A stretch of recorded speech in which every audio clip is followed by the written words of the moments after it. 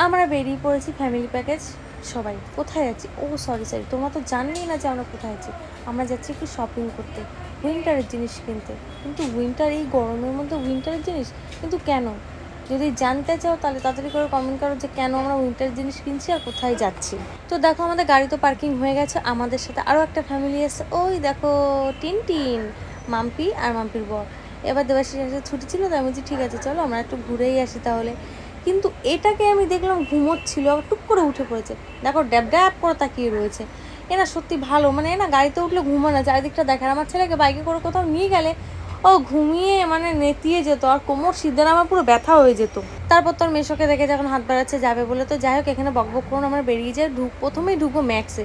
কিন্তু দুঃখের বিষয় এখানে না প্রথমেই বলি ক্যামেরা করতে দেয় না, তাই ভিডিও করতে পারিনি। কিন্তু এখানে তো উইন্টারে কোনো কালেকশন নেই, মনটা ভীষণই খারাপ হয়ে গেল। তার মধ্যে আবার আনন্দ, মানে এত সুন্দর ওমেন্স কালেকশানগুলো, মানে মেয়েদের যা ড্রেসের কালেকশান, মানে কি বলবো। কিন্তু দামটা একটু কস্টলি ছিল, সে যাই হোক কিন্তু দারুণ ছিল।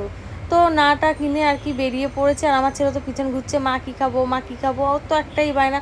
আর আমি আমার বোনকে শিখিয়ে দিচ্ছি যে চল ওদের কাছে গিয়ে ওদের পায়ে সবার মধ্যিখানে গিয়ে শুয়ে পড়বো, তাহলে যদি আমাদের একটা কিনে দেয়। কি সুন্দর কালেকশানগুলো, আমার মনটা ভীষণ খারাপ হয়ে গেল। সে যাই হোক ভিডিও তো করলামই না। আর সত্যি কথা 1 মিনিটের ভিডিও আর যা করবো কি, কিছুই তো পেলাম না। সেই অনলাইনেই গুতোতে হবে, দেখি কি পাওয়া যায়।